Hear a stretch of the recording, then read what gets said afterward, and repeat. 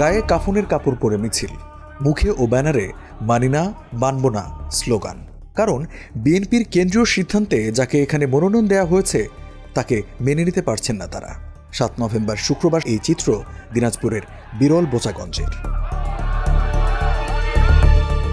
গেল 3 নভেম্বর ত্রয়োদশ জাতীয় সংসদ নির্বাচনে বিএনপির 237 আসনের সম্ভাব্য প্রার্থীর নাম ঘোষণা করেন বিএনপির মহাসচিব মির্জা ফখরুল ইসলাম আলমগীর।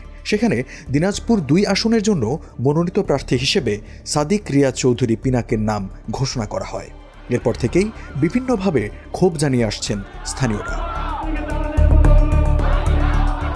মনোনয়ন পরিবর্তনের দাবিতে 6 নভেম্বর বৃহস্পতিবার দিনাজপুরের বিরল উপজেলার চৌরঙ্গি বাজারে সড়ক অবরোধ করে মানববন্ধন, মিছিল ও বিক্ষোভ সমাবেশ করেছে জেলা বিএনপির যুগ্ম সম্পাদক আনম বজলুর রশিদ কালুর সমর্থকরা।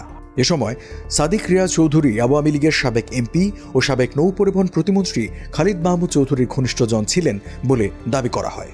তাহলে বিএনপি যেখানে একবার জয়লাভ করেছে সেই আসনটা আমাদের জন্য ঝুঁকিপূর্ণ।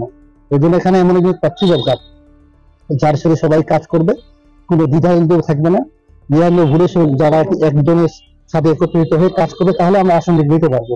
এই জন্য যেহেতু জনমনে প্রশ্ন এসেছে প্রার্থী নিয়ে, অবশ্যই আমরা দলীয় হাইকমান্ডের কাছে আমাদের অনুরোধ, আমরা এই বার্তাই দিচ্ছি যে আপনারা জনগণের মতামত যাচাই করে আপনারা আবার জরিপ করে যদি যাকে চাবে তাকে আমাদের 3 জনের মধ্যে বা আমাদের 4 জনের মধ্যে যাকে চাবে তাকে আপনারা মনোনয়ন দেন, তাহলে এই আসনটিকে আমরা ইনশাআল্লাহ বিপুল করে জয়লাভ করতে পারবো। আমরা জানি প্রার্থী ঘোষণার পরের দিন থেকে এই সাদিক রিয়াজ চৌধুরী, বাবু সতীশ চন্দ্র রায় সাবেক মন্ত্রী এবং বর্তমান আওয়ামী লীগের প্রেসিডিয়াম সদস্য, তার বাড়িতে গিয়ে দেখা করে এবং কুশল বিনিময় করে।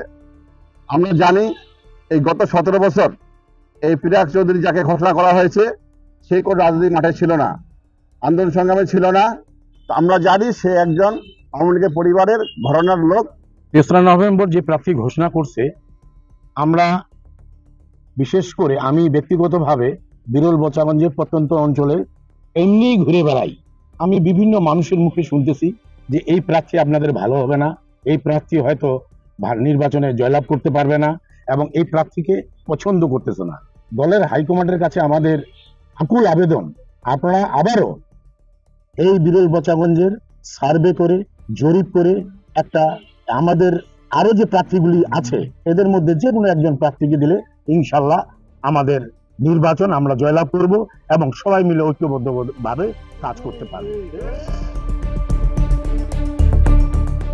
দিনাজপুর 2 আসনে বিএনপির মনোনীত প্রার্থী সাদিক রিয়াজ চৌধুরী পিনাক ছাড়াও এ আসনে বিএনপির মনোনয়ন চেয়েছিলেন জেলা বিএনপির সহসভাপতি মোজাহারুল ইসলাম, জেলা বিএনপির যুগ্ম সম্পাদক সাবেক উপজেলা চেয়ারম্যান আনম বজলুর রশিদ কালু ও কলেজ শিক্ষক সমিতির কেন্দ্রীয় কমিটির যুগ্ম সম্পাদক অধ্যাপক মোহাম্মদ মঞ্জুরুল ইসলাম। উল্লেখ্য, ঘোষণার একদিন পরেই অনিবার্য কারণ দেখিয়ে মাদারীপুর 1 আসনের প্রার্থী কামাল জামান মোল্লার মনোনয়ন স্থগিত করেছে বাংলাদেশ জাতীয়তাবাদী দল বিএনপি।